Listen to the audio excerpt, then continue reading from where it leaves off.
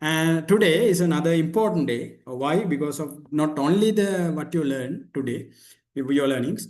Today you will get the mandatory assignment. Your second assignment comes from today learning, right? So please be keen about your learnings today, right? So not only your body, please be in your mind and ears and eyes, everything to the class, right? Sometimes people are in body in the class, but not in the mind. But in the online classes, like last time we see, some people not in the body also.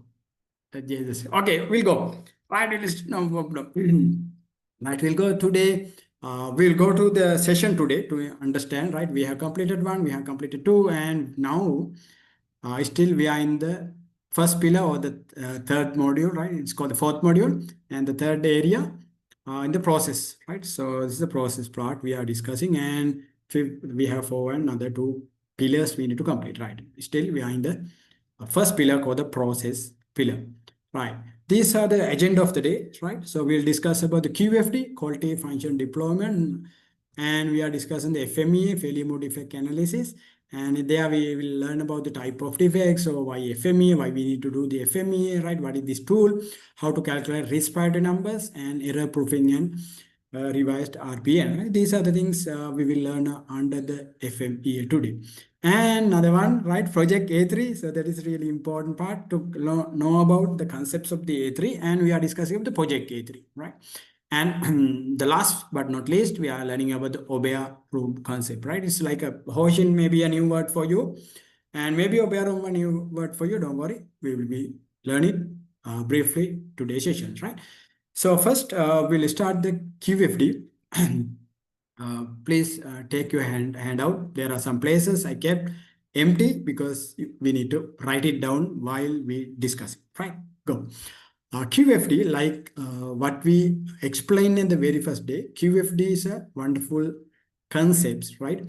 It is discussed in TQM, and without QFD, there is no TQM. Likewise, right? QFD is a big subject, but QFD is another very big subject, right? So we will go through the QFD today about to understand what is this QFD only, right? Okay, so therefore, shall we write down the three objectives of the day?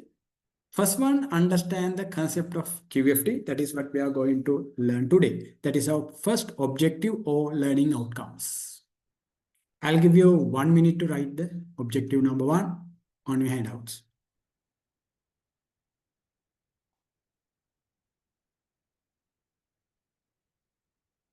Number one, understand the concept of QFD.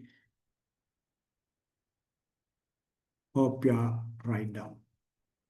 Okay, we'll move to the second objective or the second outcome of the today's session. That is use of FMEA tool.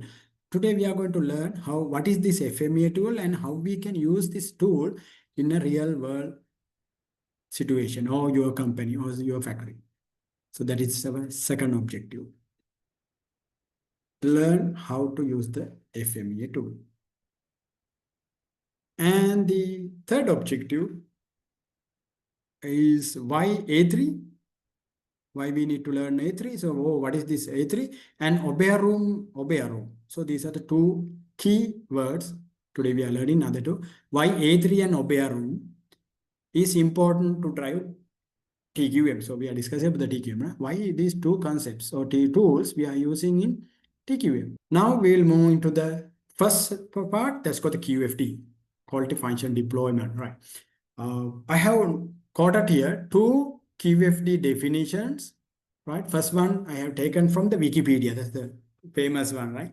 Wikipedia, these two definitions not on your handbook, because you can just go through the internet and just type it down, what is QFD, you will come with these two definitions with at the very top 10 findings in Google, right? So Wikipedia says, right, the quality function deployment is a method developed in Japan beginning in 1966 to help transform the voice of customer into engineering characteristics of a product. Now, Wikipedia, they say, they quoted, this is a Japanese concept started on 1916, and this, what is the QFD is transform the voice of customer. Voice of customer mean what customer want it, right? So we discussed this one in Vimal has said this one under the Kano model, right? How we can incorporate voice of customer into the engineering characteristic of the product. Very simply, how we can incorporate the customer needs into the product. That is the QFD, as Wikipedia said. Then we'll go to another place called the QFD Institute. Right? There's one institute in the world to give the certification qualification for the QFD. That is called the QFD Institute. Right? So later you can go through. Just type the QFDinstitute.com, then you will go to their website, right? Okay. They say, right, QFD is an all-inclusive quality system that methodically connect clients' needs, that means the customer needs, right, with numerous business roles and organization procedures. Customer need, that is the first thing, and these customer needs incorporated into the business role, that means the employees, right, and the organization procedures, maybe the quality procedure, engineering procedures. Not only the operation, it comes with the advertising, designing, quality as well as the production, along with manufacturing and sale. Lining up the whole organization toward attaining a mutual objective, because customer is the king, right? Finally, what we need to do to satisfy the customer. So what is QFD? QFD Institute says the QFD is a methodological connection between customer requirement or customer need into the total organization function. Because that the total organization functions strive for one objective. What is the objective? Simply the QFD or the satisfy the customer, right? So QFD now 2 weeks before Vimal has explained, and we will have a good session about the ISO 9000 and the ISO. Now QFD also has an ISO number. Now ISO 16355 comes for QFD. I think you know, right? ISO, there are a lot of, right? 9000, 2015, 21. Those are for the quality. There are some ISO for the sustainability, environment, food, likewise. ISO 16355 for QFD. So that's a good learning maybe. Okay, we'll go through what we will understand simply what is this QFD. So this is on your book, right? QFD is a structured approach used to plan the design of a new product or service, or to improve the design of an existing one. So it says the QFD is an approach, right? It's an approach not only designed to the new product, it is about the improvement, the design of the existing one. So that is, that definition is there, right? Before I move that one, if anyone want to get a certification about the QFD, right? QFD, you have go through that site. So you have QFD practitioner, QFD, there are a lot of qualifications are there under the QFD. So QFD Institute is the only place that we can get this qualification. So I'm not doing marketing because I don't know these people, but it's good for learning and get qualification, right? So if anyone want to do more about learning QFD, there are some courses. I think you can follow these courses. Actually, I don't know the prices. You can go through the website and just search it and get done, right? Okay, so so my bad, sorry. And we'll go to the history, right? This history, please, there is a small table on your handbook. Please fill the blanks, right? How the QFT started, right? In Wikipedia, it says in 1966, like that it started.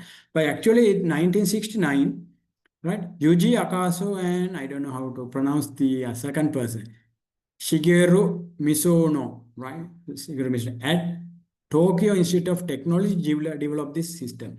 These are the two gentlemen who quoted these two names, these QFD names, very first in Japan, and it's from Toyota Institute of Technology in 1969.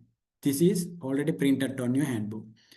Then we'll move to the what happened the next, right? Please write down on your handout the year. Year was not there on your handout, right?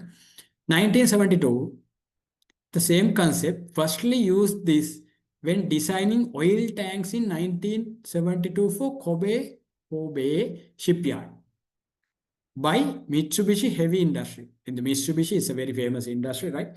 So Mitsubishi, they have a plant, right? They have a shipyard called the Kobe In there, to design the oil tanks for the Kobe shipyard, they use this concept, the QFD concept, because that oil tanks are new. So they use the concept to build the new oil tanks. Right. Then what happened in 1977? Toyota Motor Corporation also incorporated this concept to design their vehicle as customer needing. Still, they are using QFD. If you have got a chance to go to the planning department of Toyota, you can discuss about this one. There's a translator who discuss about this QFD concept in Toyota, because I got the chance to have a discussion, but at that time I didn't know that what is the QFD much, but I have heard this QFD when I become the qualified for the TQ as a TQM practitioner. Then I get to know what is this QFD, and then my mind goes to what he says, right? So if you get a chance, you can go to the planning department. Then they will discuss about this QFD, or we call the how they incorporate the designing and planning everything based on the customer demand, right? So in your table, there's a small place to write down this 1977 Toyota Motor Corporation. That year is there, but the incident is not there in your handout, right? Please write that down. Why? There will be a one question from this history. Right, we know the history. We'll move into the most important part of the QFD, right? QFD, there are 4 stages. Stage number 1 is product plans, or we call selection stage, right? That is the stage number 1. Then move into the second stage is called the design or the distribution stage. Very simply, we call the features stage. We will explain this stage later. We'll go through these 4 stages, the names first. Okay, stage number 1, product plan stage, or we call the selection stage. Second one, design distribution is, or we call the features stage. Then we'll go to the next one, stage 3. It is called the process planning, or we call the discovery stage. Now, 3 stages: selection stage, features stage, and discovery stage. We'll move into the stage number 4. That's called production planning, or another way we call the enforcement stage. These are the 4 stages under QFD, right? That means very simply, the voice of customer, how incorporate the voice of customer in the total process of the operation, and how we deliver the right product to the customer, right? Or we call the satisfy the customer or delight the customer, right? These are the 4 steps they are using. Right? Okay, so we'll move slowly on to understand what is this voice of customer. Why this total VO QFD based on the voice of customer, right? So a small understanding about the voice of customer, right? I'll read it down slowly and we'll get to understand, right? Voice of customer, simply we call the VOC, is a research methodology used to capture customers. Remember, right? These are the important words. Customers need.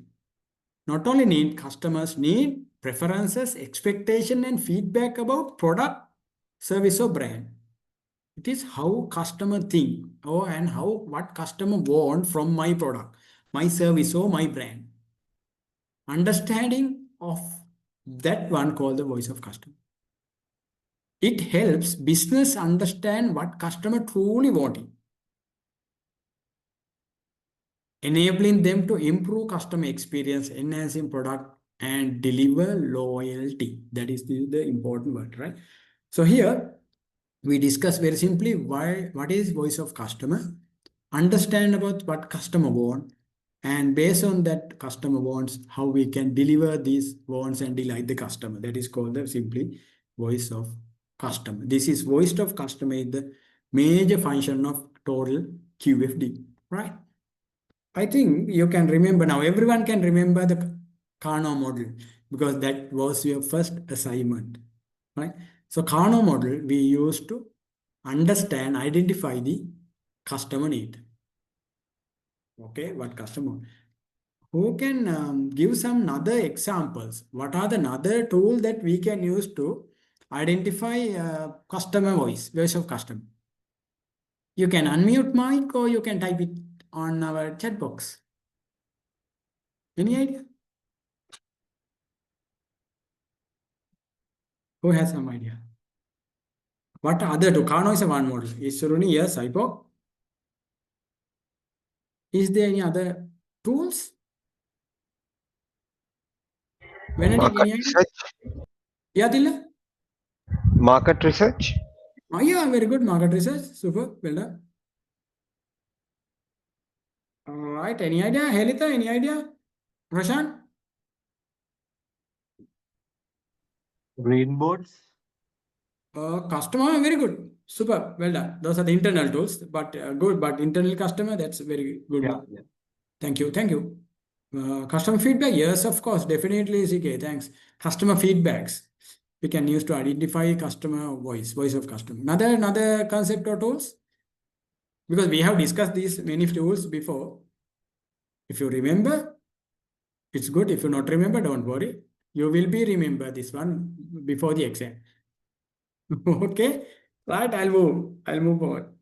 Right. So let's discuss about the understand about these four concepts, right? Four stages, and there are some spaces on your handout. Please write it down. This something there, right? Okay, we'll go to the product plans. Now we get the in here. We select the selection stage. That means understand about the customer need. That is what we are doing here. Right. These are the four stages, right? So okay, here in this stage, what we do is identify the customer needs using many tools, right? And the same with times, then we analyze the competitive opportunities. That means we have competitors and we understand, identify, do the research, or we analyze about the competitor, what they deliver, the same products or service we also giving. So we do the customer, or we call the competitor analysis in here. Then establish clients needs to design. Then this stage we establish the client's requirement or the client needs to our product or service design. These are the major three things we do in the stage number one, right? I repeat again, right? In here, what we do is first identify the customer need, then that is one thing, and we analyze the competitor, what competitors do to delight customers for their product or services. Then that part also we analyze, and lastly we establish the customer needs into our designs. Maybe product designs, maybe our service designs. We incorporate this into the design. That is the design part, the selection stage. Got the point? Can you type yes here? Benedict, are you okay? Because I couldn't see you were joining. I start saying. You are okay? What we do in the stage number one? I'm following you, sir. Okay, perfect. But good. Right. Yasir, you are okay, right? Hello? Yasir? Yeah. Hello, I'm there. Okay, right. So we'll write what are the tools? Okay, what are the tools that we can use to identify the customer needs?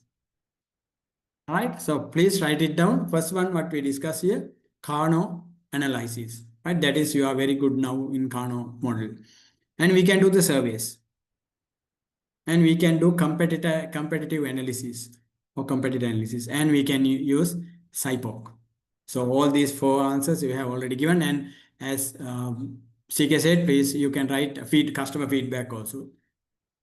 Based on that, we can understand customer requirement.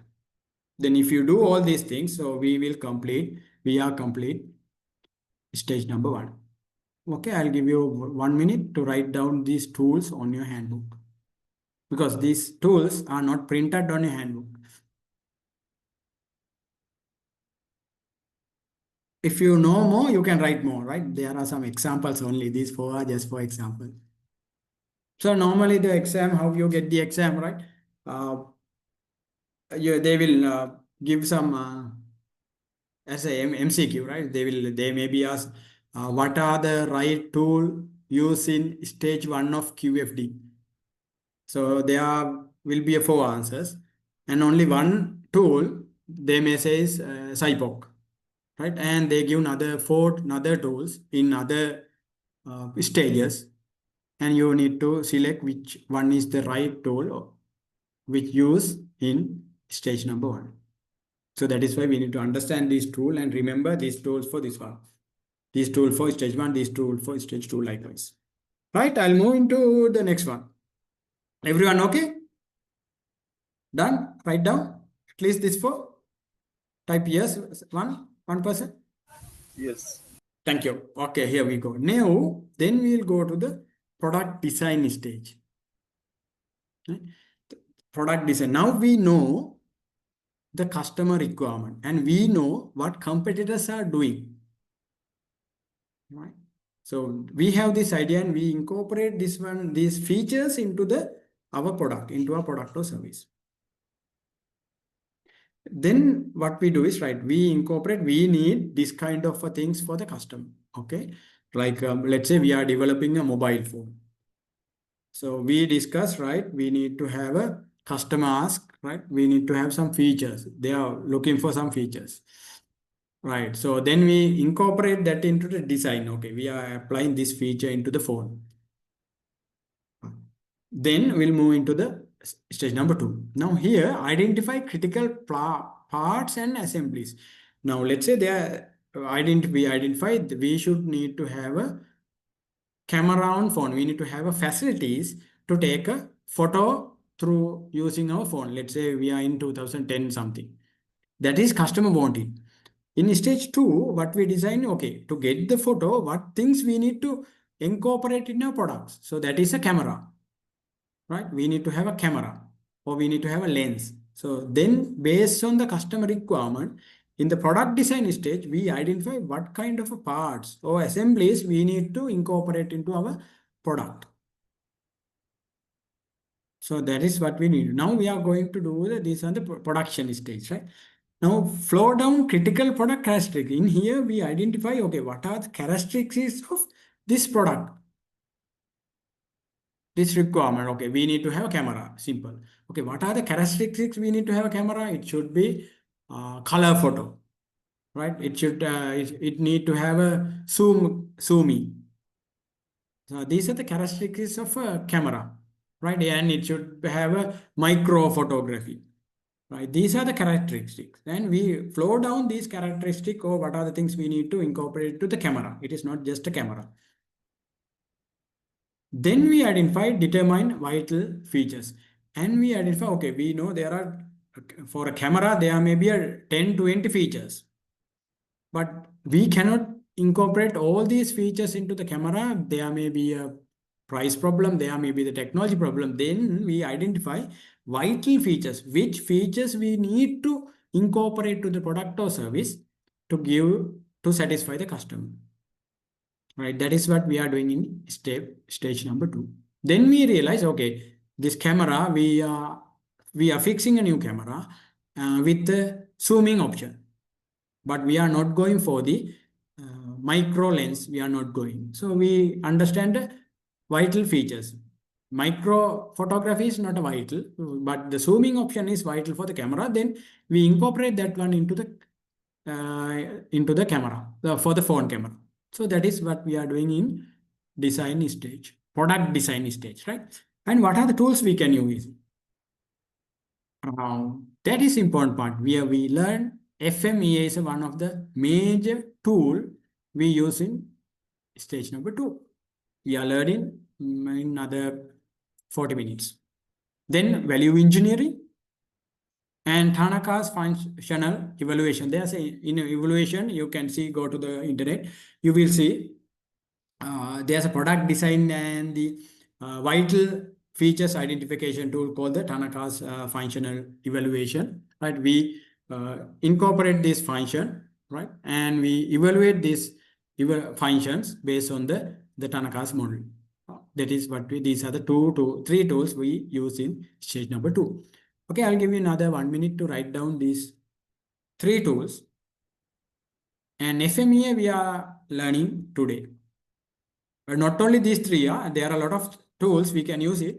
but here we give a little bit what you call some example for you to understand. So NPD, let's call the new product development, right? And NPI, NPD, so new product integration, new product development. So value engineering play a big role in there, but we are not discussing. It's not comes under here these subjects, the TQM subject, right? Okay, good. You write down. We'll move into the stage number 3. Right here, what we do is process planning. Now we have a design. We are incorporate this design into the product. Now we are determine the critical process and process flow. Now we are going to planning the process or the manufacturing process, right? There we determine critical process and process flow. We identify what are the special process that we need to incorporate here. And develop equipment. Here we need to machinery equipment we need to develop to manufacture these products. Let's say we are applying camera to the phone. Then we need to develop the equipment. So we need to get cameras from somewhere. We need to have assembly equipment. These are the things we are planning in here. Process planning.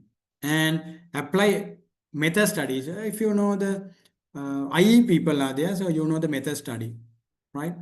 Apply method study process and eliminate, or eliminate, do not value added, non-value added. If you have non-value added activities, we do method study and understand these things, and we eliminate these activities in this way. And number 4, develop critical parameters. Here we develop, right? What are the critical parameters that we need to check while we do the operation, or we call the manufacturing product, if we do the manufacturing product. Right? Now stage 3, where we are designing the manufacturing process, like the production module, maybe the production layouts. These things we are designing here. While we designing, we are thinking about these 4. That means determine the critical process. What processes are critical to manufacture this product, incorporating the customer requirements. Then we understand what are the equipments we need. Maybe tools, maybe new equipments we want. And we need to understand, if it's a new process, we need to understand the method study process, where we have a non-value added or not. You may have the line balancing, process Yamasumis, line Yamasumis. These things we can do in here. And finally, develop critical parameters. Here, finally, we understand, okay, these are the critical parameters we need to check while we do the operation or manufacturing the product. That is stage 3. Remember, now still we have not manufactured product. Until here, we are still planning our manufacturing, planning the product. So in this stage, we understand about what are the quality parameters we need to have, how we check it, where we check it, everything we plan it here. Right? And what are the tools we can use? Right? We can use work study and value engineering, same value engineering, and process and flow diagrams. Now the flow diagrams, what we learn in 7 quality tools, this is the tool we can use it here. Why we need to have a flow diagram? Because in flow diagrams ensure we can deliver the product to the customer with right quality. That is where we define the flow diagram. Remember, we design a flow to clean face, clean shoe, and clean flow. That's a small example we have done. Right? Please write down these 3 tools. Here we write down the total, we map the total process, manufacturing process, and the related other processes related to the manufacturing process, like the quality process, engineering process, this kind of another process also we mapping here, and identify where we can understand about the critical parameters, where we need to check the critical parameters to get the right quality products in our process. That is where we marked it, we map it. And based on that, then we can develop STW, standard worksheet, operators manuals, right? Quality standards we can develop based on this process maps. Then we ensure once we start the production, we can deliver the quality product to the supplier. Right? Okay. I'll move into the next one. Right. Last stage. Stage number 4. Now here, we establish process controls. Remember the control 2, we discussed about the quality control charts. Likewise, process controls we establish. Okay, this is the upper limit or lower limit, right? These kind of rules we are established here in the production stage. Then develop production planning and controls. How we plan the production, right? There is a production plan in which module we make this product, which line we make it, what are the operations, who are the people who manufacture this production, and the quantity, how much we produce the very first day, how we do the QCO part, if do we have any ramp up, or what are the targets, everything planning here.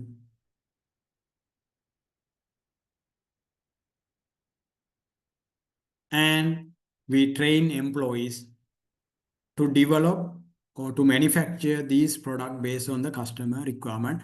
There we can use the JIT model. JIT means just job instruction training. That is a training model, training methods in Lean we are using. And there's some on-the-job trainings you can do it. You can do a classroom trainings. But anyway, the final objective of this employee training is to incorporate these new features into the product and manufacture the right quality product and deliver the quality products. That is what we are doing training in the stage number 4. Right. Can anyone tell what tools we can use in stage number 4? Any idea what tools you can use? I'll repeat what are the things we are doing. First thing is establish process controls. Yes, Jamila, thanks. And production planning and train employees. These are the key major things we are doing here. What tools we can use here? SPC, yes, control chart, SPC chart we can use. What are the 2 and 3? Train employees, what tools we can use?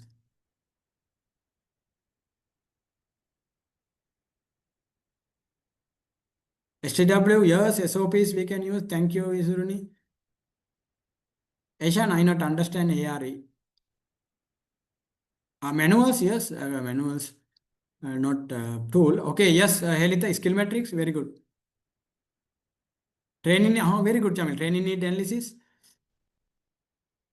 If you have skill metrics, it's there.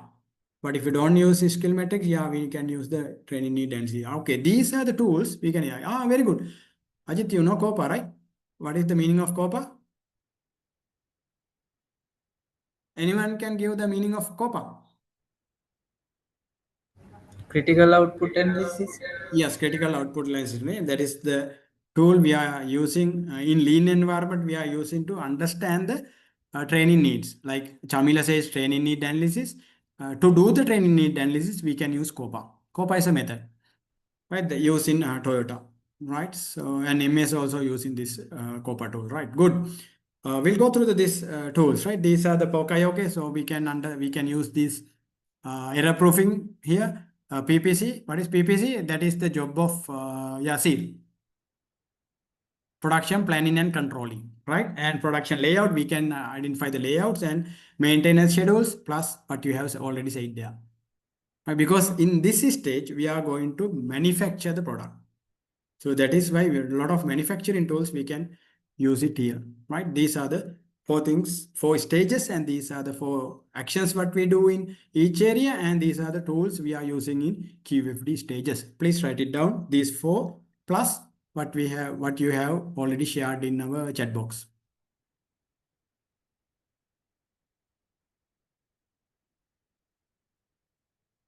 Right, please write it down. While you are writing, I'll give some hint for the exam, right? You will be asked like this, right?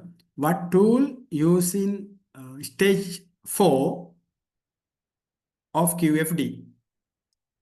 Then they will give you Kano, SIPOC, value engineering, POCAI. Okay, these are the 4 answers. Yeah, yes. Then, okay, then based on that, you can see, yes, this is PPC. Okay, this is the answer. That is why you need to understand which tool we are using in which stage. Right, perfect, super. Right, so why that is why this QFD is very nice, right? QFD is very nice. Why? It's clearly said what tool we need to use in each stage. What are the things you need to do it, and to do that one, what tool you need to do use it. It's clearly said what we need to do is with the expert of this QFD, just use this tool and each and every stage and design your product to deliver the customer expectation. Very simply, that's called the QFD. It is very easy for me to tell, but to do this one, there are a lot of things we need to do in the product design stage. Right, I think everyone done complete this table. Yes, please type yes. Then we'll move into the next part. Yeah, this table is very important, QFD. That is why I go one by one, discuss with you, write it down. Right, okay. Here we go. Now, there's another, in this concept, there are a lot of houses, right? Lean house, TQM house, right? So this is another house, we call the QFD house. You can see this QFD house. Here we go, right? Those are the things what we discuss here. It's here. Now you see, this is started from here, right? You can see a customer, voice of customer. This is where the very first stage we are doing, right? We understand what are the voice of customer. Then what we do is, remember, we do the customer analysis comparison also there. Right? We understand what customer wanted and we check whether these same things our competitors doing or not. Then based on that, we define here customer priorities, right? These are let's say the Kano model. It's give you the customer prioritize, right? Vimal has nicely explained how to use Kano and how we can prioritize the customer needs, right? So Kano is the one of the best module that you can use for QFD. Then what we do is, then you can see here, then we do the product characteristic and engineering requirements we identify. And the same, then we can understand this interactive matrix. Right. Then what we do is, now we know the step number, right? We know this process. Then what we do is, we'll go to and identify what are the technical attributes of this new customer requirement. Let's say customer want a camera in my phone. So what are the technical attributes? Can anyone support me to understand? The customer says, okay, I want a camera. What are the technical things there? Hey, Nitya, okay. Yes, Kausala, you are there. What are the technical attributes in a camera in mobile phone? Noel, any idea?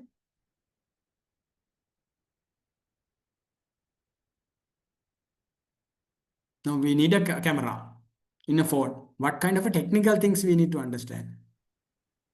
Picture quality. Picture quality, yes, of course. Picture quality, right? We need this kind of a, that's why it's come the, what you call the camera. Yes, pixels. How many pixels we want? That means the picture quality. Right, very good. Storage, yes. In camera, yeah, in a hard drive, there is a storage, but in a camera, what are the other things?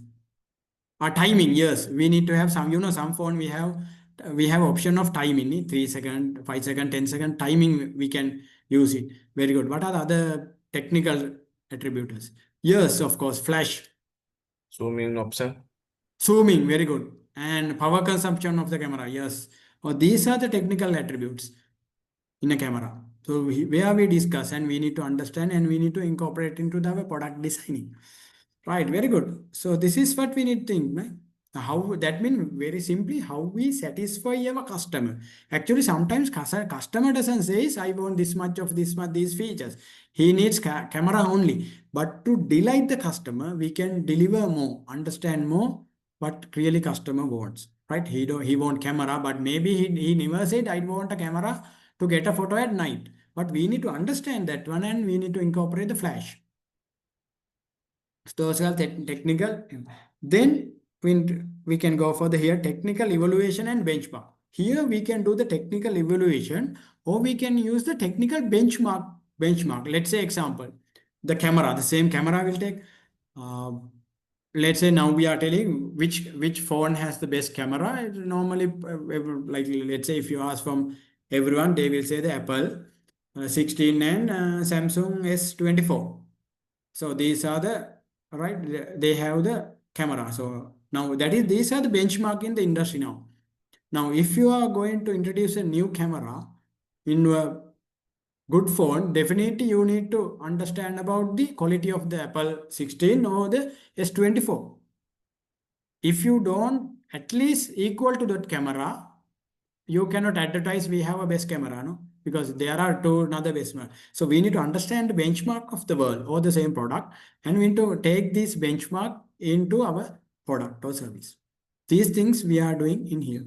Then the last one, in-house, it says target values or the requirement.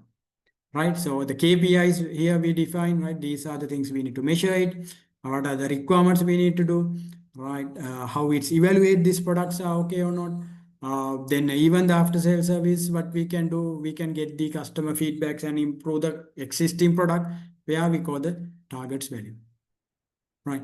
And finally, the middle part, relationship metrics. Now, how all these things are functioning in our design into design to manufacturing, right? Design to manufacturing, right? So this is where I understand about the customer feedbacks or customer, the voice of customer, right? This is additional part, right? So remember Hoshin country and QFD. So if you not understand, don't worry. Act like you understood, right? So this is the separate part, how you incorporate the Hoshin country concept into the QFD. Now, people who know the Hoshin country, like let's say the CK or Yasir, maybe know, right? So, and Helita, Ajit, you know this concept, right? How this Hoshin country work. Now, here you can see how this can, right? These technical dimensions, right? These are become this side in the next level. These are the Hoshin cascading Hoshin process, right? Don't worry if you not understand.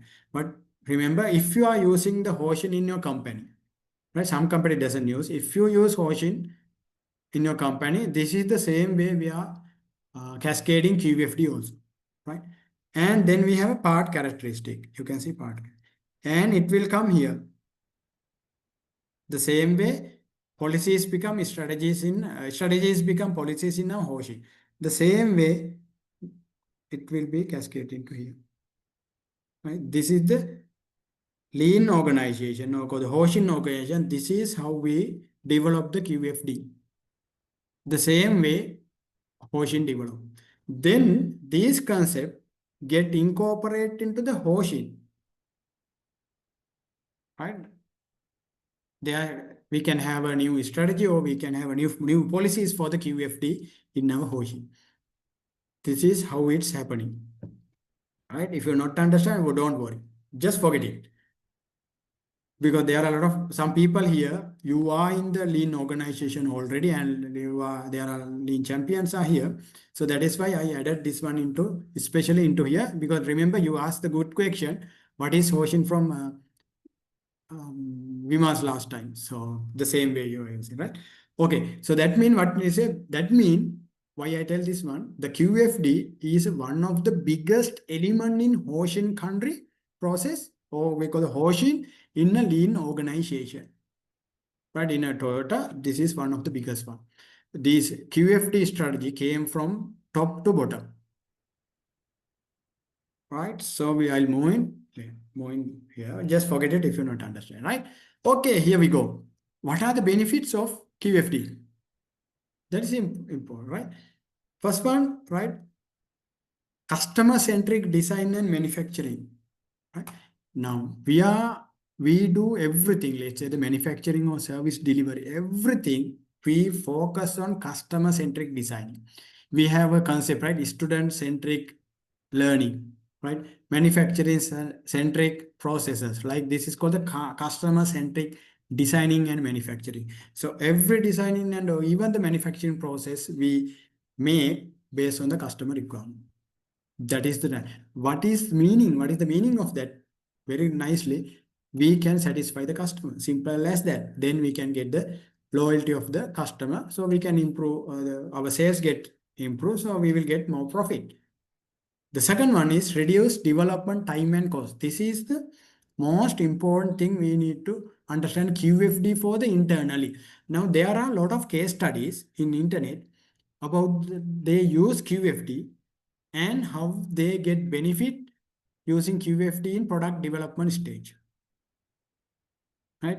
Some companies reduce 30% of their product development timeline. Some says they improve the quality of the product by 66%. There are a lot of case studies you can go through. Actually, it's nice if you are in a quality or if you are in a front end. Someone who are in the front end, it is very good to understand about the QFD, whether you can incorporate into the product development stage, right? Actually, this is very good qualification for the product development people, right? And another one, third benefits is competitive advantages, right? We are getting competitive advantages with the customers because why? We are the people who develop a product or service to cater the customer requirement. What they want, we give. Simply as that. That means we have competitive advantages among our competitors. Number 4, prioritize of features. Now here, because customer asks what they wanted, based on that, we develop our features. Actually, the features develop not because we want, actually it's because customer want. Therefore, we prioritize the features of our products. Then we can came to the market. I will give you a good example. When the phone Oppo come to the world, Oppo come to the world, right? So what are the major feature they market to get the customer? So the market, they catch the market. Anyone can remind the phone Oppo. Now phone Oppo is in the top 5 in the world. Oppo phone. Camera quality? No, not the camera quality. What they advertise actually? Anyone remember when they give their first advertisements on TVs and everywhere? That is where they captured the market, because when Oppo comes, there are a lot of Samsung, Apple, and other brands are there. But within, I think, 5 years, they came to the top 5 in the world. That is what customer want. That is really a good example of QFD. We'll go fast, please, because anyone understand? Remember the very first ad in Oppo? This is a very good case study for QFD. Anyone remember? I'm because I remember the Sri Lankan advertisement. Prasanna, you remember, Noel? If you are in Sri Lanka these days, the TV Appearance, the phone appearance, right? I don't remember. No. Eshan, remember, Dhananjay? We'll try. CK, were you in Sri Lanka at that time? TV Balnona, you know. Sorry, my bad. I use single language. I can't remember exactly, but is it the 160-degree or 180-degree this thing or the movement? No, not movement capturing. Good try. Isuru, any try? I'm not asking Yasir or Benedict. Speed. Sorry? Is that the camera whitening or filters? No. Good try. The shape? Done. The shape? Sorry? Shape? No. Thank you. They came to the market as selfie expert. Remember the advertisement? Selfie expert. So because this is the time the selfie word come to the world and people try to get the selfie photos.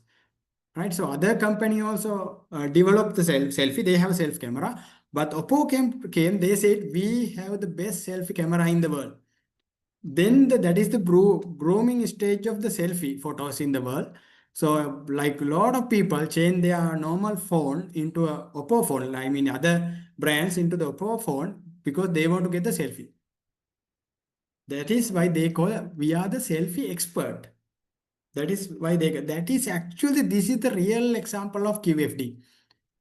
All right. So how they understand the customer requirement and how they develop this inside, how they design this one into their phone, how they develop and how they market and the advertising also. Remember, QFD mean not only the production, it is about the advertisement also in the QFD process, marketing also. So that is how QFD works, right? And finally, we will say the last one, higher product and service quality, because definitely if you add more quality, right, more products and understand the TQM concepts there, incorporate the TQM, the quality functions, definitely our products has a higher product or service quality, because these are the characteristics we measure during the process, right? Before start the process and while doing the process, we are incorporate this one. That means stage number 3 and in stage number 4, we are measuring the quality functions, right? SPC, these things we discussed, no?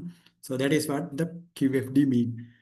Okay, we are on time. Super, excellent. Because we need to give, we need little bit more time for the FMEA. So we will take interval 5 minutes early, and we are moving to the FMEA. That's one of the major tool we need to discuss, right? Okay, 5 minute breaks. So we will come. My time is Sri Lankan time is 8:55. We will join at 9 o'clock. For others, 5 minutes from now. Yeah, good. Okay, I know that today is a bit of a heavy day, I would say. A lot of tools, a lot of technical jargons, and so Darshana covered the QFD part, and he just mentioned about the FME also. So I'm going to cover the FMEA piece. So that's also going to be another interesting and also another technical aspect. Since it's a tool, you will learn how to use the tool, and also I have another good news. What is that? Is you have the second assignment based on FMEA. So I got some votes for the question I asked. There are 2 people respond that they are currently also using that tool. Good to hear that. Actually, I got only the 7 respond using the WhatsApp group. 4 basically is saying they have theory but not used. They know the theory but not used. Interesting. One is saying never heard about FME. I don't know the rest of the people, but this is the kind of a feedback I got. So it's a mix of knowledge, which is good. So I assuming that I will basically assuming nobody knows about the tool, and I will start talking about the FME. So then move to the project K3, then the Obeya room. Those tools are not a big deal. I think the FME is the one you need to learn into a depth, because you have the assignment also. Before I move to the FMEA, Darshan also mentioned about the QFD and why we do the QFD at the designing stage. And most of our, since we are discussing about the quality, once you identify the customer needs, it's our responsibility to ensure our product consistency delivered to the customer, not just one. The entire bulk, whatever we deliver to the customer, has to be perfect based on the customer specification. Anything deviated from the standards, we call it defect. How many people remember the difference between defect and error? Any feedback from you? Like, what's the difference between defects and error? You can unmute and give the answer. You forgot all these things. What's the difference between error and a defect? Defect is the result of the error. Yes, defect is the result of error. Yes. Error is the mistake, right? Unintentionally, something has happened, but the result is the defect. So it's basically, we are talking about the quality control. Rohan mentioned about quality control, quality assurance. Once the defects happen, to ensure it will not pass to the customer through the gates, we call it quality control, right? But avoiding defects to happen is quality assurance. So FMEA is you can call it is a quality assurance tool. or a quality engineering tool, right? It's fall into quality engineering and quality assurance tool, because based on the outcome of the FMEA findings, we can identify what to measure, how to control in terms of errors, to avoid the errors so that defect will not occur. So high level, these are the defect category. I think any industry, I am familiar with the apparel, even the other industries, these are the high level 3 categories of the defects. One thing is the critical defects. When it comes to critical defects, it's all about the safety risks, violation of the regulations, or completely making a unusable product. It's the critical defect. I think you remember some time back, one of the famous automobile company recalled thousands of vehicles because of the brake system failure, right?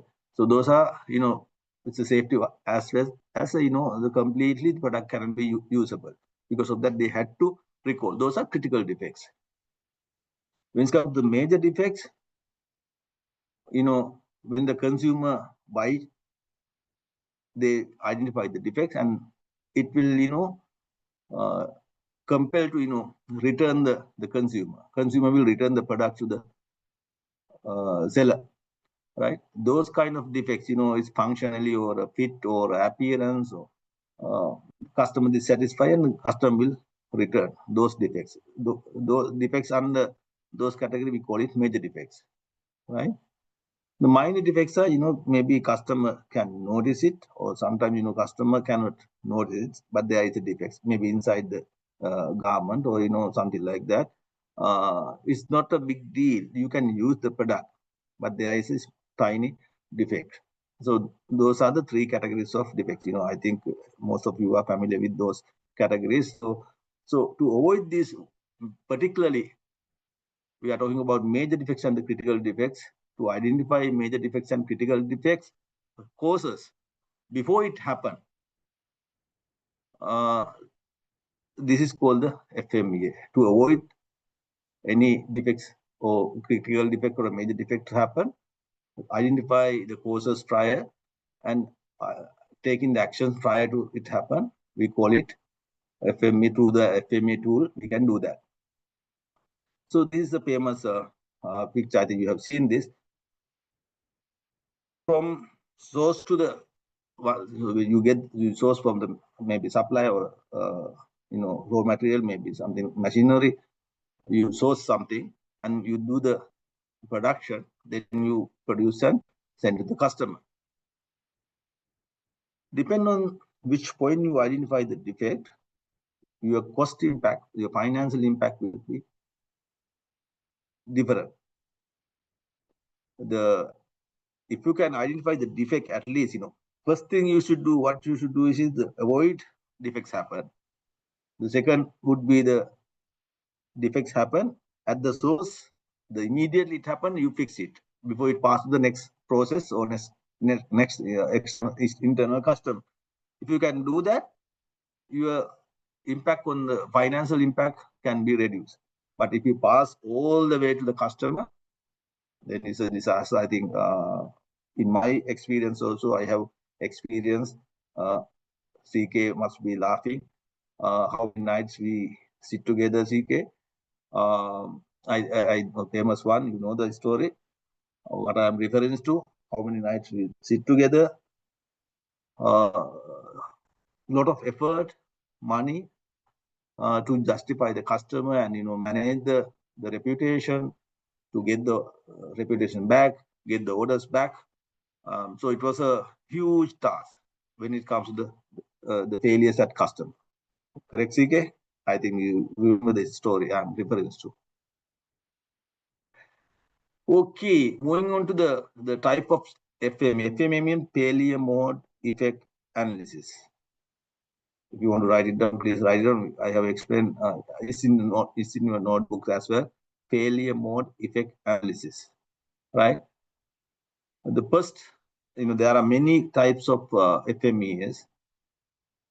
The FMEAs can be done not only for apparel, particularly if you are designing a ship, maybe a aeroplane, maybe if you are designing a huge building. So any kind of large designing, you can use it to identify the potential failures with the support of all the relevant engineers, architectures to designer to identify the failures which can happen at the designing stage. We call it designing FMEA. And the process FMEA. Process FMEAs are like once it comes to the manufacturing, once you complete your designing piece, before you start the production, we can call it pre-production stage. You can do the analysis and understand what can go wrong during the production before it happens. I think you are clear about the corrective action and difference between corrective action and preventive action. Corrective action is if something happens, what we are supposed to do? We are supposed to do the problem solving and identify the root cause and address that for what? Not to repeat the same mistake, right? So that is called the corrective action. The PDCA or 5Y analysis, 8-step problem solving, all these problem solving tools, we can use it to identify the corrective actions. It's a corrective action. Before something happens, if somebody is taking actions to prevent something happen, we call it preventive action. FMEA is a preventive action tool. PDCA or problem solving, systematic problem solving tools are corrective action. For the corrective action purposes, we can use it. FMEA is a preventive action, which is the most important piece, right? Then the process, I'm talking about the manufacturing. During the process also, manufacturing also, things can go wrong. To identify the risk areas, we can use the process FMEA. The last type of the third type of FMEA is the system FMEA. Example, if we are switching on to a different ERP system integrated with other systems already in-house, I think in my experience also, I have seen, not in my organization, previous organization, some of the organization, one of my friend was working, they had a huge collapse. Entire organization collapsed because they couldn't find the orders, which has completed, which has not completed. Customers are complaining what material they have ordered. Everything mixed up when they want to upgrade their system, when they want to integrate with the upgraded system. It was a total mess up, right? So those risks can be identified in advance if you do a proper system FMEA. So those are the three types of FMEAs. So we'll move to the key components of FMEA, right? So don't worry, we'll go through one by one during our example. We need to understand the failure mode, right? For the moment, you just understand these steps, components, but when we do the example, you will understand in depth. Then the effect of the failure, right? Then the severity of occurrence. Those are the three elements. This is where we need to give the scaling ratings. S mean severity, O mean occurrence, D mean detection. Right? Don't worry, we will explain.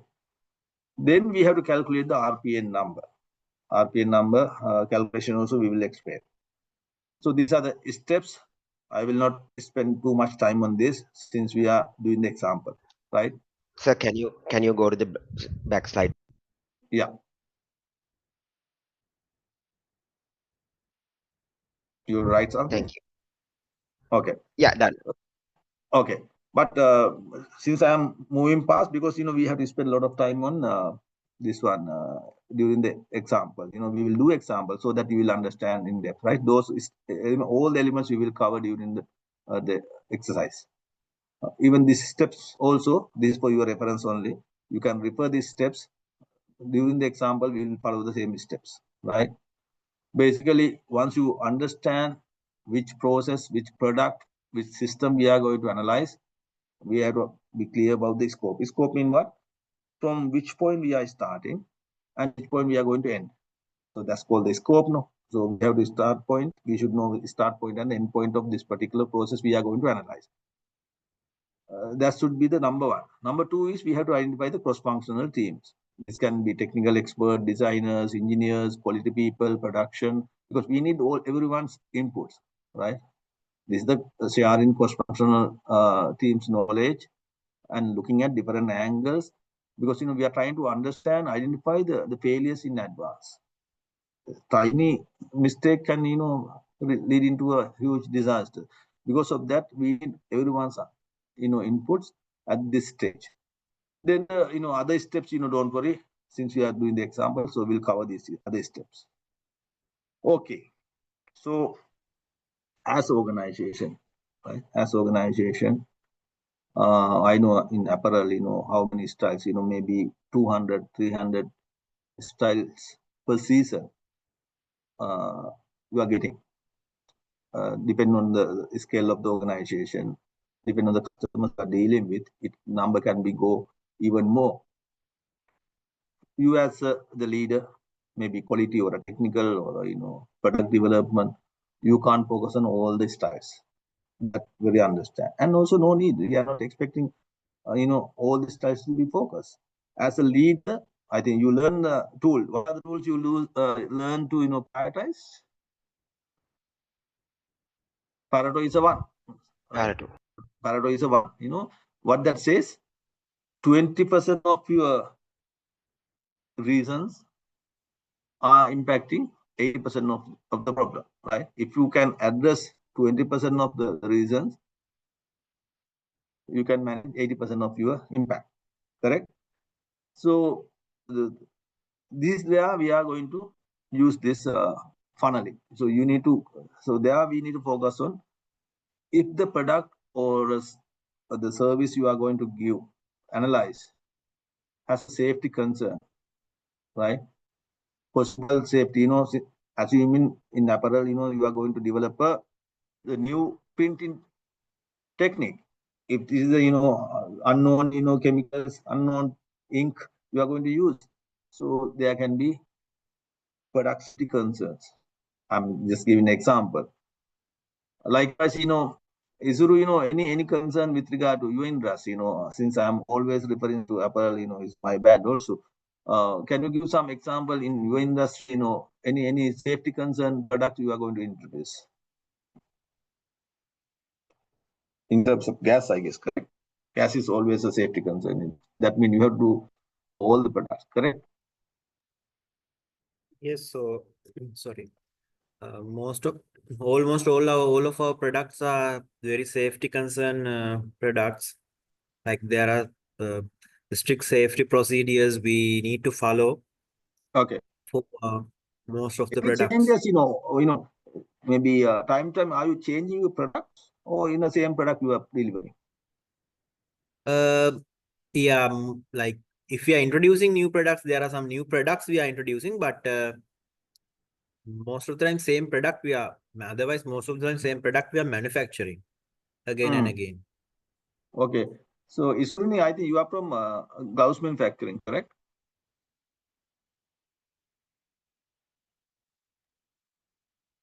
Isuni? Yeah, any products which have safety concerns, in terms of consumer product safety concerns.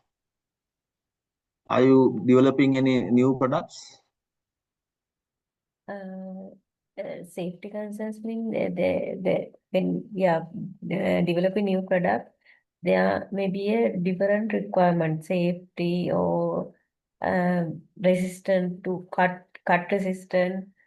Like you are selling, this will resist for that particular function, right? Who use for that function. But if the product is not withstand or protecting from that, it's a failure, because you are selling at saying that this product will protect you, but if the product cannot protect the user, it's a failure, safety concern.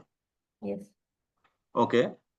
Maybe some rashes because of the chemicals, if the chemicals are not properly washed, user can having some irritations, that can happen, correct? Okay. Then if the product, if the new product innovation, you are using new, maybe in apparel, maybe very complex products, new products, you are just going to introduce to the market. For those, we should focus to do the FMEA. And the historical failures, as I said, this is not the corrective action, action tool, but even though that, historically, if there is in some product, continuously failing, last season also we had a failure, then if that's the case, best thing is, if you are getting the same product this season, best thing is to do the FMEA this time and, identify the failures in advance. Then the regulatory requirements. So if there is any concern with regard to regulatory requirements, particularly you should do the FMEA.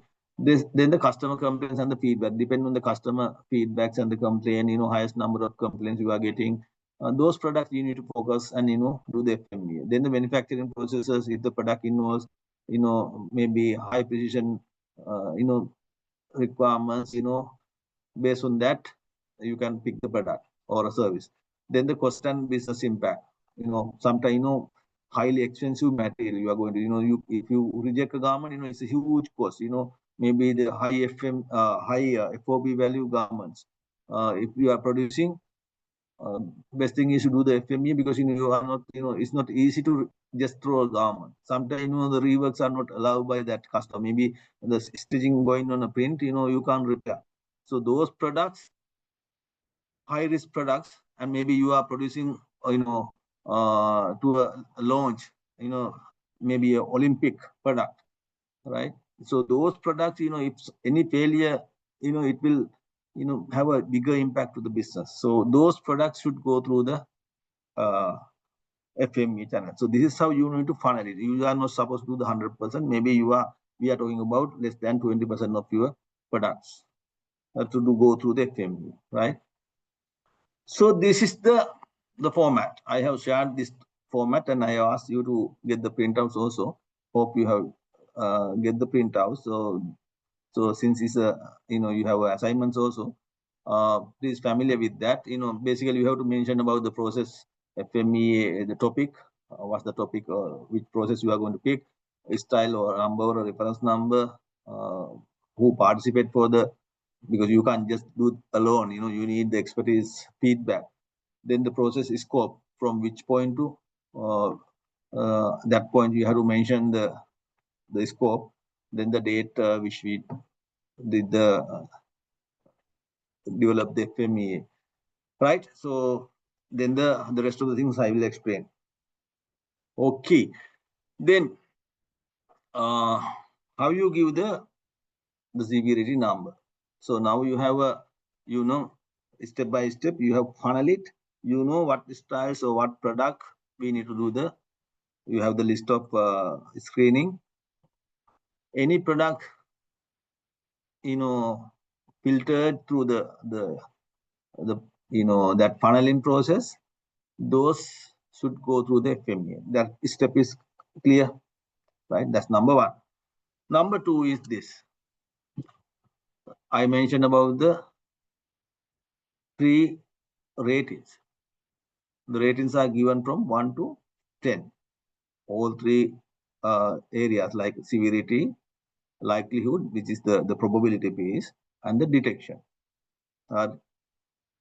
What do you mean by severity? Right? Severity is what's the impact, how serious about the effect. If that thing happen, how serious about the to the customer. So we are giving 1 to 10. Why we are not giving 0? Can anyone mention give the answer?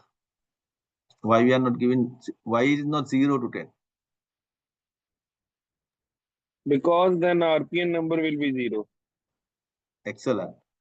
Excellent. If you put a 0, then entire thing will be 0. So because of that, the scale should be 1 to 10. Excellent answer. So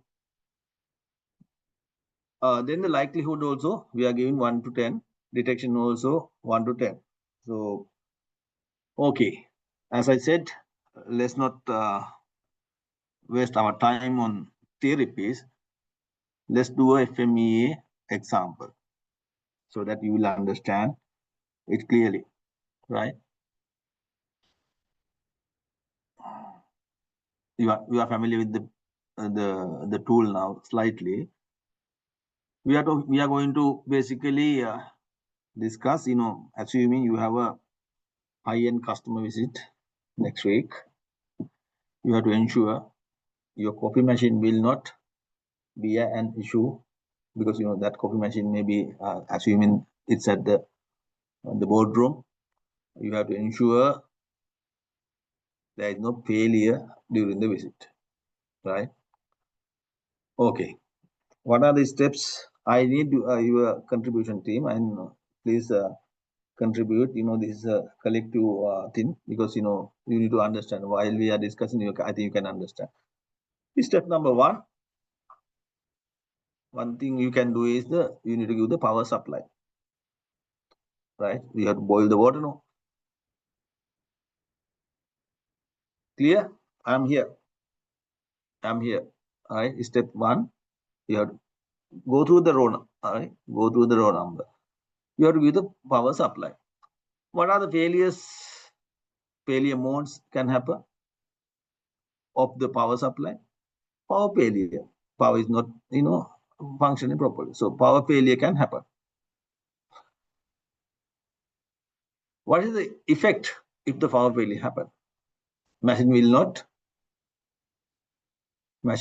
start, because without power you can't start the machine. Then severity. How severe if that happen? Assuming your customer also is there, but that machine is not, water is not boiling because of the power failure. How serious? They have given. It's a numerical number you have to give, right? The numerical numbers you have to give for 3 areas. What are the 3 areas? Severity, likelihood, detection. Once you know these 3 areas, we have to calculate the risk priority number. We call it RPN number. RPN number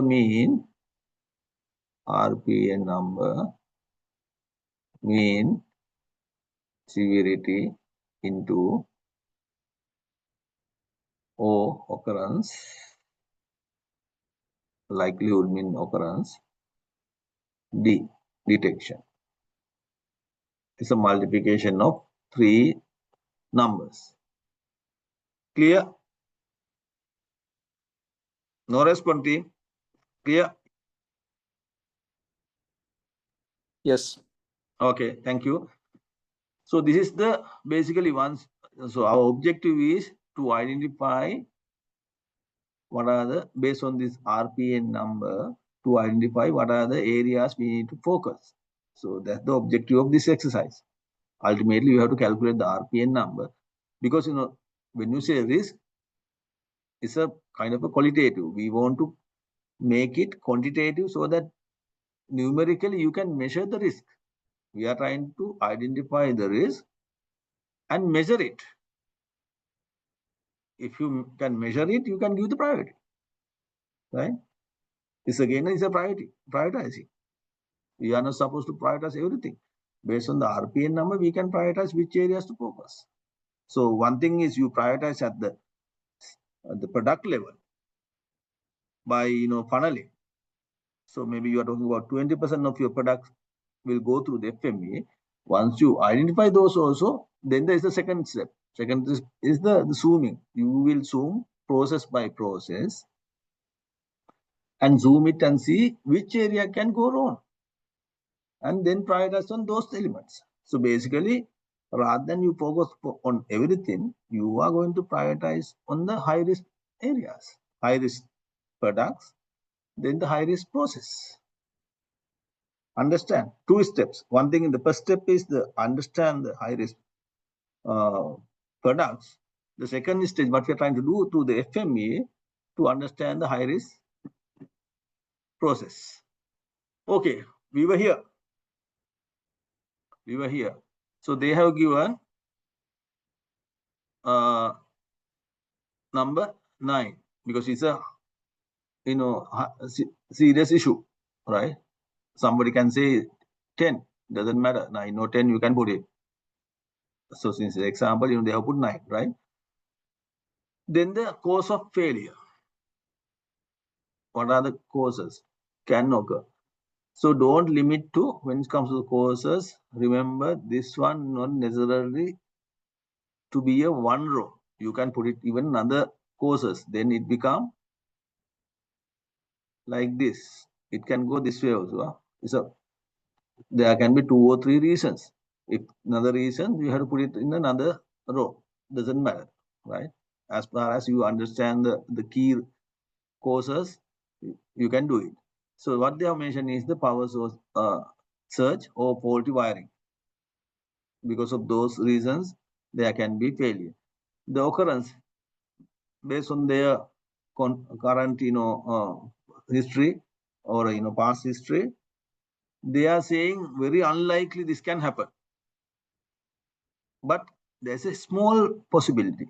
That's why they have given 2. If it is a highly unlikely, what's the number they would have given?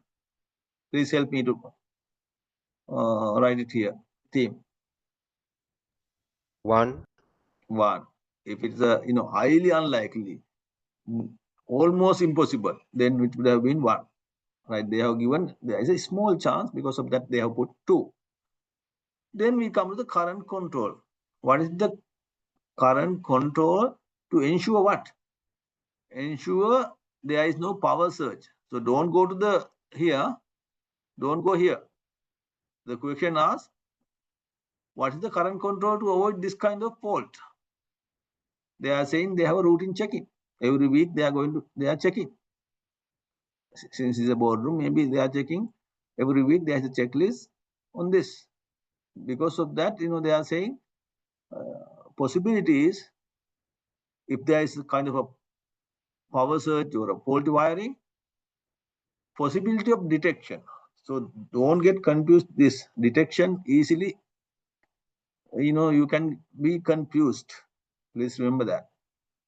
What's the number we should put if it is a high less control? You don't have, detection is very less, right?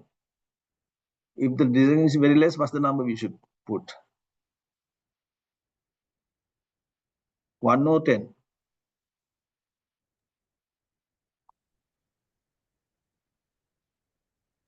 1. Detection is less? No. If the detection is less, you have to put 10. Then only the risk is high. Understood? So easily, I think I like the answer because, this is where people can confused, right? If the detection current control is less, detection is less, then your number should go up. That means you have a risk. There is a high probability to pass those defects to the next process or a customer. Because of that, it should be the higher number. 3 mean they have some sort of a fairly good detection rate. They are saying high possibility to detect if there is a failure also, there's a high possibility to detect it. They depend on their technicians' experience and the occurrence. Since they are checking only the weekly, assuming they are checking only the weekly, still there is a possibility, they are they are checking on Mondays, but something can go on Wednesday. Maybe visit is on Friday, something can go on Wednesday, or a Thursday. So because of that, they have put 3. That's why they have not put 1. If they put 1 means they have a high, and almost, they are checking 100%. Right? You understand the logic behind. So since you know the numbers now, you know the number 9, 2, and 3. So multiply all these 3 numbers. What's the answer? 9 into 2, 18. 18 into 3, 54. 54. Clear? Right. So will go through another one. Or are you clear on that? You want another one to explain? Sir, just to ask now, when we consider the process steps, is it only the installation of machine that we are taking care of, or the human factors as well? I think very good question. That's what you have to decide at the beginning. That's why I said you have to decide the scope, right? Assuming again, I know the apparel process. I will give example on that. Sometimes people start FME doing it because I have done it. In my life also I have done many FMEs. Because of that, I can give example. Sometimes people start from they do the FME only for the sewing piece, right? Only sewing they are giving. But sometimes what I am experiencing is they have failures in the heat seal. Sometimes heat transfer storage. There can be issues in the wrong way of heat transfer storage. Because of that, during the manufacturing, heat transfer peeling off. When you ask, have you done FME? Yes, we have done. Have you covered the heat transistor? No, we have not focused on the storage piece. We started FMEA from the sewing. We did the FME only for the sewing. So that's what when you get the product, you have to decide which areas you have to cover. So till now you ask the question whether you are going to cover the human aspects as well. Human aspects also, if the steps is since you have done the process mapping, how to map the process now. If that process map involve human mistakes also, can go wrong, then you have to put it there. For example, stickering with stickering part, manual stickering. Yes. If it's a manual stickering, as a steps, you have to mention that is the process step is a manual stickering. The failure mode can be okay. Why let's do a example. Since we are coming to this one, shall we pick two products now, and shall we do an exercise or at least one or two real time real examples? Till now, are you okay to pick one from your industry? I will ask the question. So let's fill together, right? Are you okay? Sure, sir. Sure. Okay. Let's go to this one. Okay. Let's fill it. Can you others also, take your FME sheet? Okay. Shall we write it? Till now, you need to, maybe continuously you can, unmute and, answer the questions. So, Sure. Yeah. So, shall it? What's the topic we are going to put it? Do you mean the So, pressing of pressing? cocoa sheet. Pressing. Oh, yes. Pressing of cocoa sheets. seeds. Yeah. Seeds. Sheets. Seeds. Yes. Seeds. Yes. Seeds. Pressing of cocoa seeds, right? Participant write up, we'll put XYZ, right? You can put the names, the date also, you can put it, not a big deal. Then process start. What's the start point of that process? We can start receiving raw materials.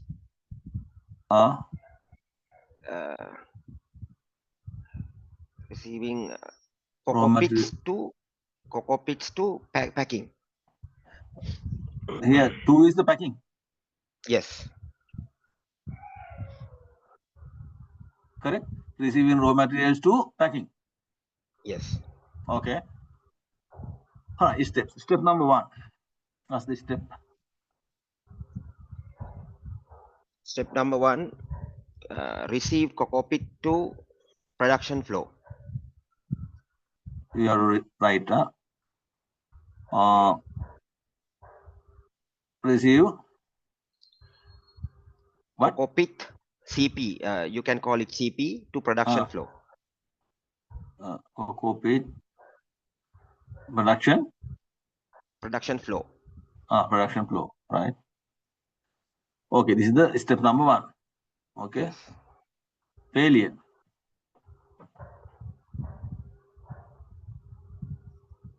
What's the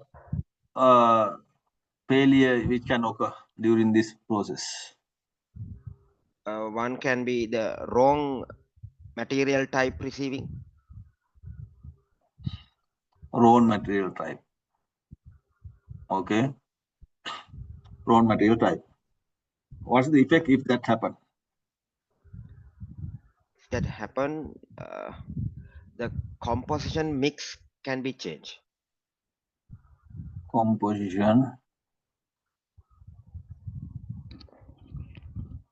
mix can be changed. Can be changed. Change. If that happen, what's the impact? Severity. If that happen. Severity is high. I mean 1 to 10 scale. What's the number you should give? Is it 10? It's 10 you 8. repair. You 8, can't 9. repair. You can repair. We can repair. You can repair. Okay, it's not leading to rejection, correct? No. Yes, correct. Okay. If that's the case, I will give say 7. Okay. Okay. Causes. What are the causes for that to happen? This wrong material type to happen. So think about this one. When you say causes, think about the failure, not the effect. Think about the failure. Right. What are the causes for failure? Those are the things you will easily get mixed up. Right? Okay. Okay. Think about the causes for failure. Okay. Now tell me the wrong material for you to get the wrong material type. What are the causes? Possible cause, most likely cause. We can say bag mixing because of the wrong bag usage. Bag mix up. Yeah. Bag mix up. Other reasons? Bag mix up or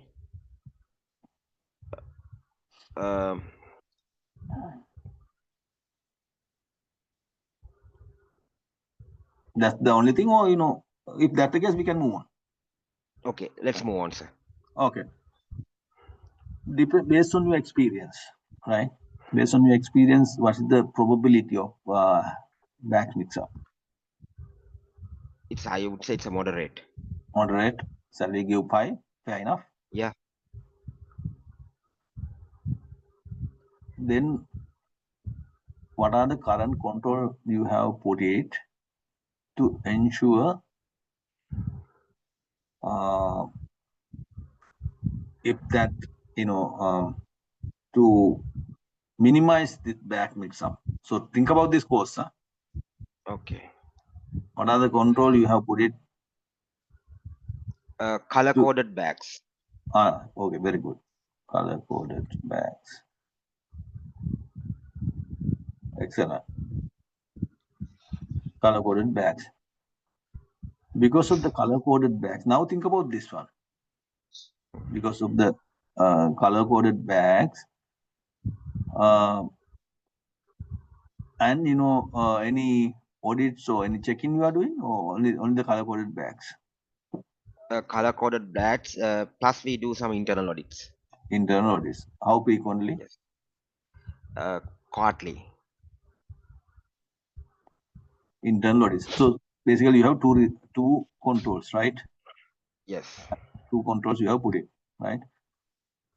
One thing is the color coded bags and the internal. If this is the case, you have to put 2 numbers, right? Because of the color coded bags, what's the detection rate? If that something happened, what is the how sure about that it will avoid any mix up? 1 to 10 is scale. If the chances are high to detect, what's the number we should put? More towards 1. 1. Towards 1, no? Towards 1. If the chances are less, put it at the higher rate. So detection, because of the color bags, the detection is high. The chances are high.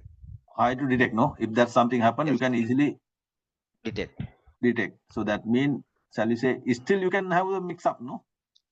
Is Yes. 100% sure that there is no mix up, or probability? No, there can be mix up. There can be mix up. I can put it 2 or 3. What's the number you recommend? It's a less number, because this is based on your feedback. It's a good control you have, but still there is a chance. Maybe you can put it 2 or 3. So if you say 3, I will put 3, or we can put it 2 also. Let make it 2. Okay, 2. 2 means it's a good detection. Internal audits, you said how frequently you do the internal audits? Quarterly. So in between, anything can happen, no?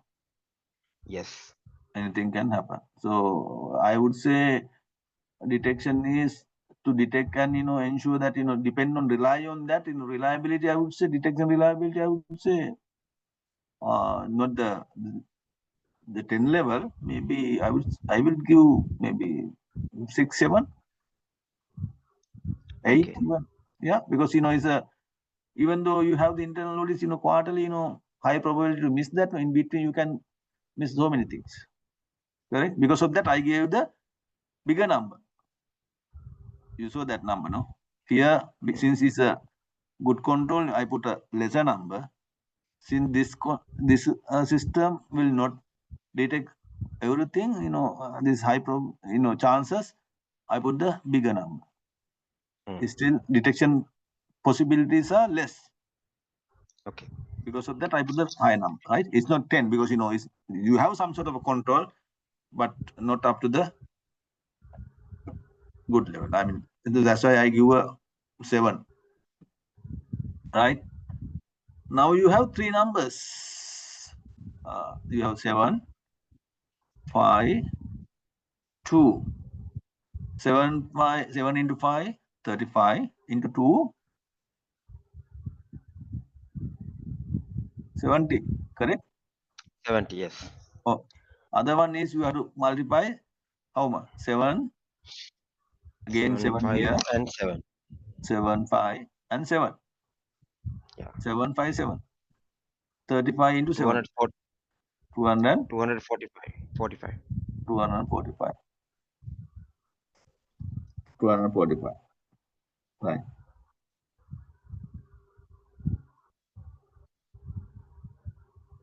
Right. Okay. So any other process step you want to go through? Shall we take another example? Isurani, would you like to unmute and discuss? So since we are running sort of time, maybe anything. Okay, I don't think that I have a chance to since we are almost we have only 10 minutes to go. Any other feedback? Any concerns? Any verification, clarification needed on these calculations or process? Remember, you have assignment, right? Okay, now I am moving to the, since you are not giving the feedback, I assume everyone understood. Is it a pair call out? So, the using the tool is clear. Okay. What's the after that? What should we do? Okay, so that's what we are going to discuss. CK, thank you. So once you know the numbers, so I'm going back to the previous one. These are the numbers we for the coffee machine. Now again, coffee machine story, right? So you have the numbers now, right? So you know the RPN numbers. You have calculated the RPN numbers. Once you identify the RPN numbers, step number 1. This is after the initial FMEA development. First step is a severity drive. What that means is, first focus on if any process steps you have identified 9 or 10. Those are high priorities. Even though RPN number is less, you have to give the highest priority for the severity. Severity 9, if anything, we have put 9 or 10, those process steps you need to take care of. High priority. Clear? Then because as I said, you discuss about the Pareto theory also, you can't focus on everything. You have to identify maybe out of all the process, you have to identify the 20 process steps, 20% of the total process, right? If you assuming you have 10 processes, you have to pick the 2 processes, identify the 2 processes. For that, you can put what? The threshold. You can put the threshold. If anything, as an example, if the RPN number is more than this example, depend on your number of steps, because since you can't focus on everything, if the RPN number is over 100, focus on those numbers, right? Then step number 2.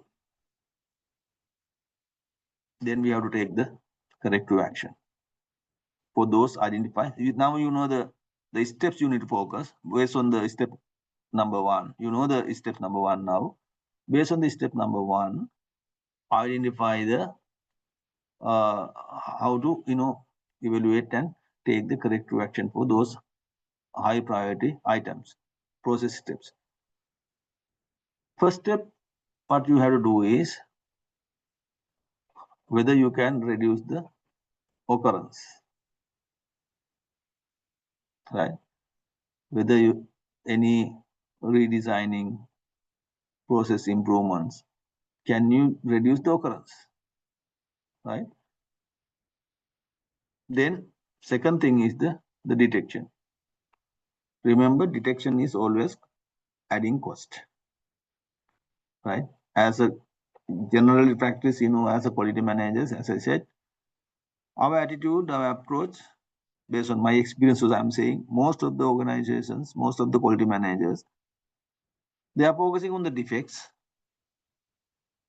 to control the defects. They are focusing on the defects to control the defects. By focusing on the defects, you can't control the defects. For you to control the defects, what you have to focus on the errors. If you want to reduce the defects, focus on the errors, not focus on the defects. By focusing on the defects, what you can do is add in on the gates. It's a filtering process. So likewise, if you put up detection, if you focus on the detection, that means you add in a cost. Maybe you add in another checkpoints, add in another audit process. So detection is costly decision. That's why we have put the second priority. First thing is reduce the occurrence. Second thing is, if you can't reduce occurrence, if you can't eliminate the risk or minimize the risk, then think about the detection. Third thing is to mitigate the severity only if feasible. Give me example, like, assuming your ABS, what do you call the ABS? No, this car braking system, ABS. Sometimes it can be malfunctioning, right? If the brake system is not properly working in a car, you identify during your development state, so you have done everything. But if something happen, if the brake system is not working, there can be huge failure, and there can be huge accidents. To avoid that, what they're recommending is to minimize the severity. If something happen, there can be alert system. Your brake system going to is failing now, is reducing now, so please stop for maybe it's heating now. Because of the heat, your brake system is not going to work now. Stop for 30 minutes. There can be bulbs, alarms, to detect the severity before something happen. Mitigate the severity. You can have the redesigning to give the alerts to the user, so that major effect can be minimized. So those are the three steps under step number 2 when you decide on the corrective actions. Any concerns, question, clarification on this piece? I'm moving on. Then recalculate the RPN number.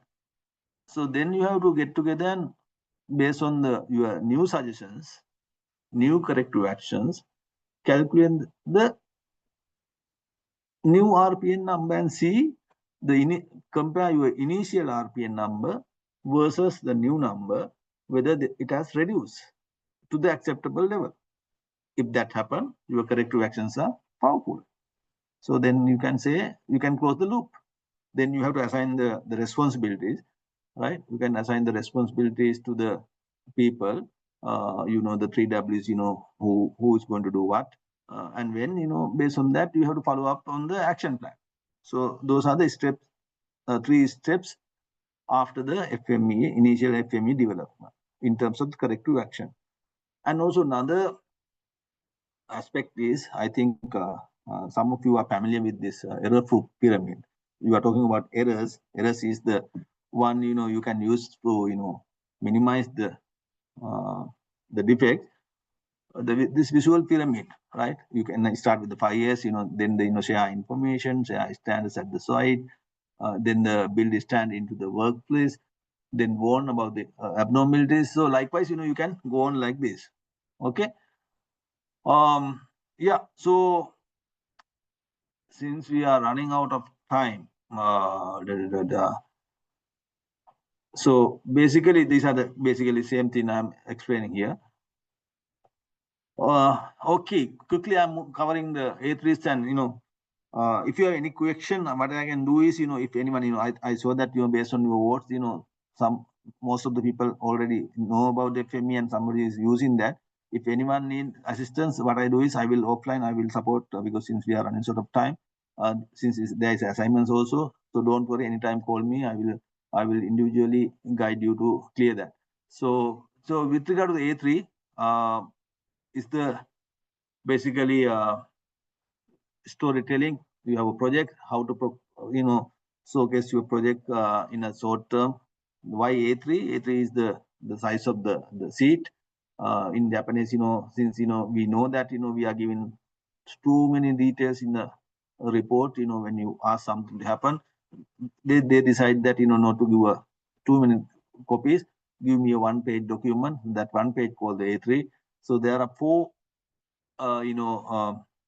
areas during the A3 you have to cover: what and why and how and check and even you can use it for even for the presentation or anything you do. Follow this 3 or 4 quadrants so that everybody understand clearly, because it's very nicely you can arrange your presentation also, even the project also. What you want to do is what you want to cover during this. What piece is what's the story, what's the history of that, your data analysis, what I'm trying to achieve. That piece you have to cover under what. Then why piece, you have to reflect on the, even, if you are going to meet a doctor, what the doctor is asking first is, they're asking how long this problem is there, what are the medicines you have already taken, what is working, what is not working. Because, he will not give immediately medicine because he want to understand the history. He want to understand what are the medicine you have already taken. Reflect on what is the past, what is working, what is not working. If it's working, then he will, change the dosage or something like that, and based on that he will do the necessary adjustment. Likewise, under Y piece, you have to come up with new dose. What are the new things, or maybe the current one, the previous one also, best practices. If something is working, if you are not doing properly, maybe he will recommend the same thing again. So likewise, you have to understand the Y piece.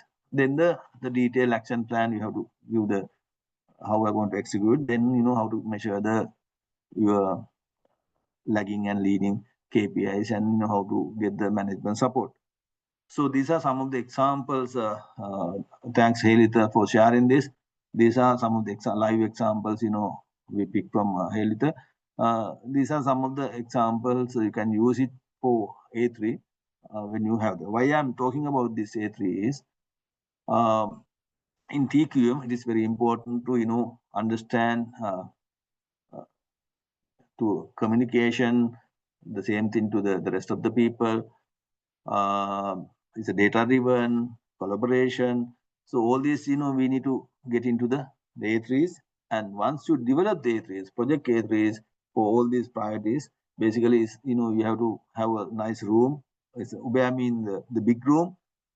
Have a visual in the same room. So what we call is, see together, learn together, and act together. That's very important.